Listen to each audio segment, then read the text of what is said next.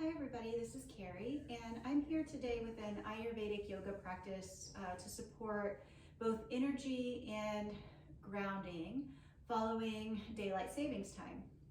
So the switch to daylight savings time occurs during what we call in Ayurveda the Kapha season, when we already have sort of the heavy, dull, dense qualities of Kapha accumulating.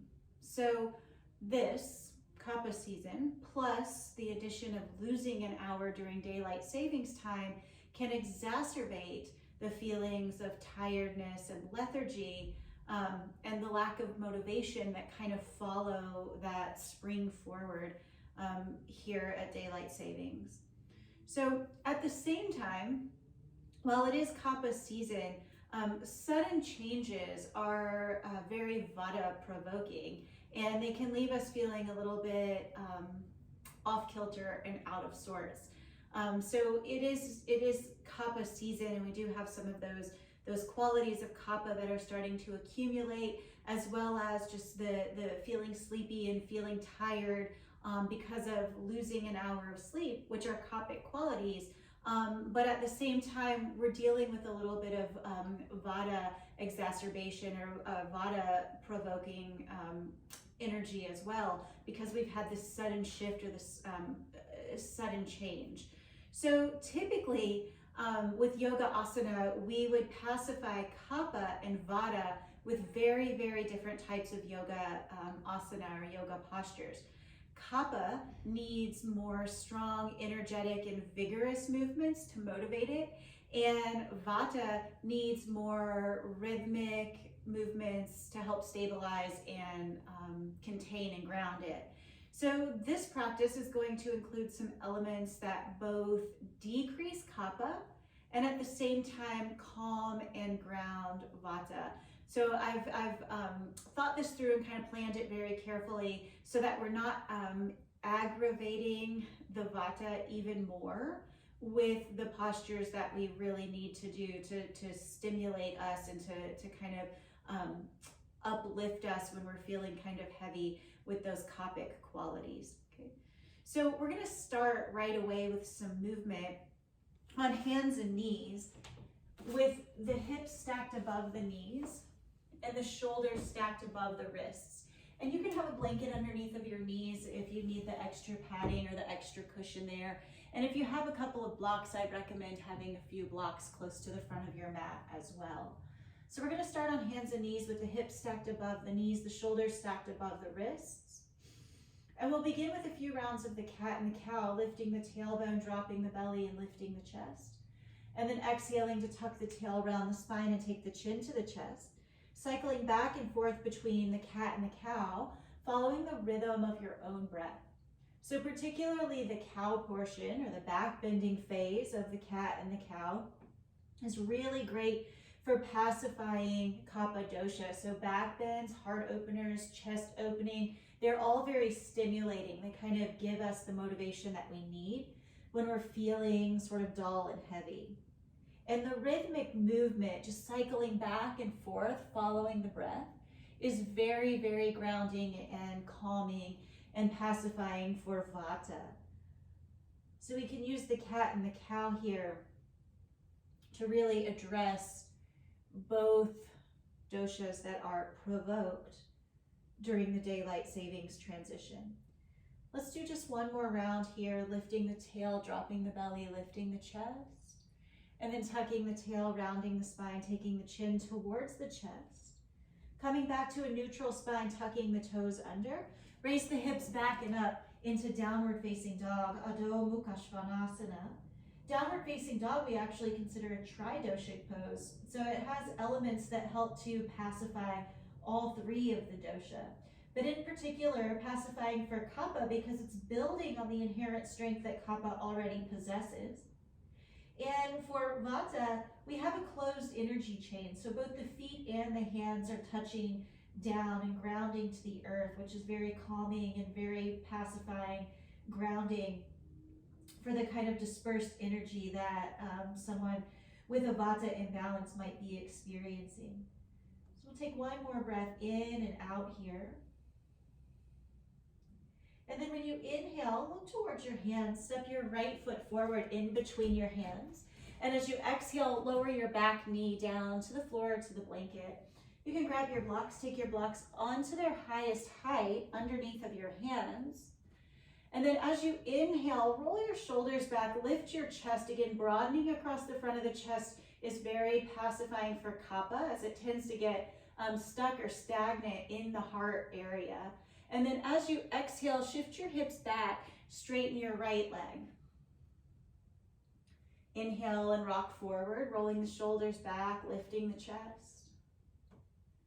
And exhaling to rock backwards. So we're just settling into that rhythmic movement that Vata really appreciates. One of the qualities of Vata is movement. So you might think that movement would aggravate Vata even more. And really intense, strenuous, or erratic movements can aggravate Vata even more. That's why we want to keep this very smooth and very rhythmic. Vata likes to move, and so with the rhythm, we can give her a container to move within. The next time that you inhale and come back into your lunge, pause here, slide your blocks off to the side if you're using blocks. Tuck your left toes under, lift that back knee up, and step the right foot back. Good, take a breath in and out. And then look towards your hands, step the left foot between the hands. As you exhale, lower the right knee down to the mat. You're welcome to bring your blocks back in underneath of your hands. As you inhale, lift the chest, roll the shoulders back. As you exhale, sink the hips back, straighten the left leg. Inhaling forward, broaden the chest. Think about making a back bending shape. And exhaling to shift the hips back and straighten the left leg. Rocking back and forth with the breath.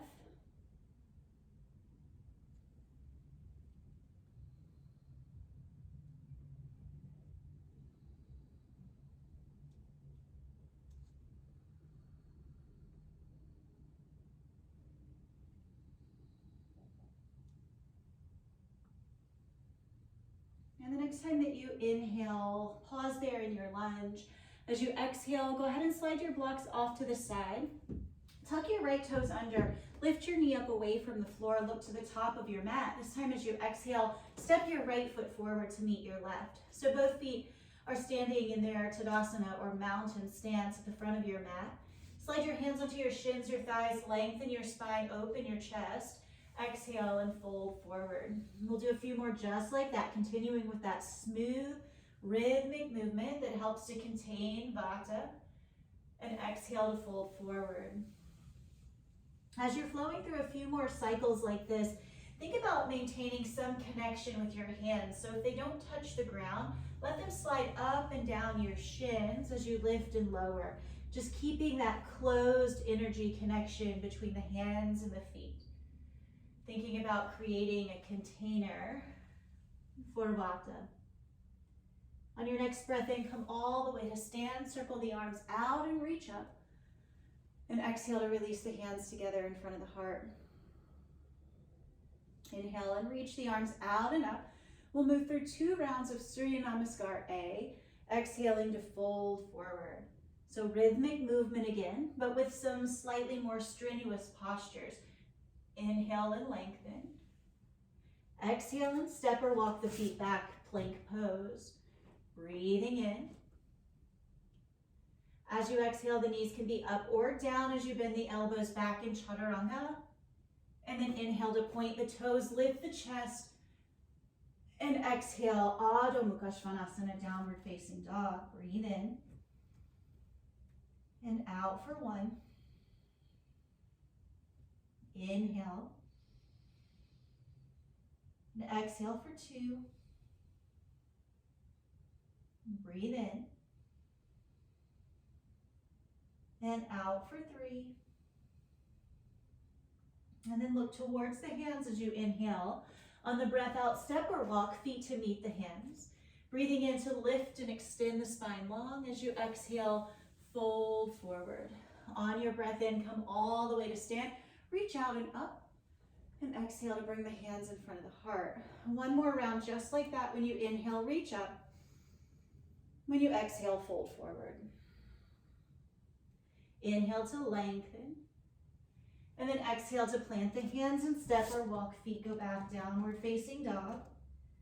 Inhale to come forward into the plank pose. Knees up or down as you exhale, lower down, chaturanga. Inhale, upward facing dog or cobra. Exhale, downward facing dog. Breathe in. And out for one. Inhale. Exhale for two. Breathe in. And breathe out for three. And then look to the hands on the breath in. On the breath out, step or walk, feet come forward to meet the hands. As you inhale, lengthen the spine. Exhale and fold over the legs. On the breath in, come all the way to stand. Reach the arms out and up. And exhale to bring the hands in front of the heart. And then turn open towards the long edge of your mat. Take your feet out wide. So we're moving to just a series of standing postures. The standing postures are grounding if we focus on energy down through the feet, but they're also very energizing and motivating for Kapha. They build strength. And then we're going to add a little bit of rhythmic movement to our standing postures to help further pacify the vata dosha. So we're going to start by turning the right toes towards the short end of the mat, settling into warrior two. As you inhale, raise the arms up to shoulder height. And then as you exhale, take reverse warrior with the left hand down the back of the thigh, reach the right arm up and over. Inhale to come back to warrior two. And on the exhale, let the right forearm come to the right thigh, left arm overhead. So we're doing this sort of dancing warrior sequence. As you inhale, back up to warrior two. And exhale, reverse. Inhale, come back up to warrior two. And exhale to side angle pose. Good, inhale, back up to warrior two. Exhale and reverse. Inhale to lift back up to Virabhadrasana 2. And exhale to side angle pose. As you inhale, come all the way back up to standing straight in the right leg. And then exhale to release the hands to the waist. Turn the right toes towards the long end of the mat. Turn the left toes out, settling into warrior two on the second side. As you breathe in, lift the arms up to shoulder height. Exhale and reverse. Inhale to warrior two. Exhale, forearm to the thigh and side angle pose. Inhale, warrior two. And exhale, reverse. Inhale, Vira two. Exhale, side angle. Inhale, last time, warrior two. Exhale, reverse. Inhale, warrior two. And exhale, side angle. On the breath in, press all the way back up to stand. Exhale and release the hands to the waist. Jump, step, or walk your feet back in towards each other. And then turn to face the front end of the mat. We'll flow down to the ground as you inhale, sweep the arms out and reach up. And exhale to fold forward. Inhaling to extend the spine long, planting the hands on the exhale. Walk the feet back into downward facing dog. And then from downward facing dog, lift the heels, come forward to plank pose, lower the knees down. As you exhale, lower all the way down to the ground. Take the hands just underneath of the shoulders for Bhujangasana, the cobra pose. And as you inhale, slowly roll the spine up. And on the exhale, rolling down. Inhale to roll up. And exhale to roll back down. Inhale to roll the torso up. And exhale to roll the torso down. On the next breath in, press up to the hands and knees. Bring the big toes together, the knees apart. Press the seat back towards the heels and fold into balasana. As you fold into child's pose, keep both arms stretching forward, palms planted on the floor. Just take a moment to find somewhere to connect your forehead, whether it's the floor, a block, or a blanket. And settle in for a few deep breaths here.